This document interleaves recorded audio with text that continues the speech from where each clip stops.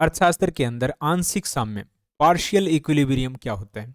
जब हम अर्थव्यवस्था के बाकी हिस्सों को स्थिर मानकर केवल एक विशिष्ट बाजार के संतुलन का अध्ययन करते हैं तो उसी को हम आंशिक साम्य मानते हैं। साम्य का मतलब यहाँ पर होता है अर्थशास्त्र के अंदर जब जो चीज़ें होती हैं वो बराबर हो जाती हैं। जैसे किसी चीज़ की डिमांड है और किसी चीज़ की जो सप्लाई हो रही है वो एकदम बराबर है, तो यहाँ पर चीज़ें बराबर हैं, संतुलन में है। ठीक है। आंशिक साम्य में क्या होता है?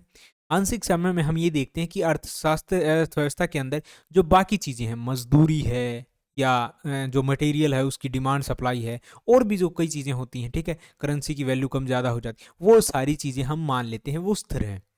और उसके बाद हम किसी एक चीज़ को पकड़ते हैं, जैसे स्मार्टफोन को पकड़ते हैं, तो इसकी फिर जो है हम विश्लेषण करते हैं और इसका अध्ययन करते हैं कि क्या ये इसकी जो डिमांड सप्लाई है वो संतुलन में है कि नहीं है, तो उसी को हम आंशिक साम्य बोलते हैं।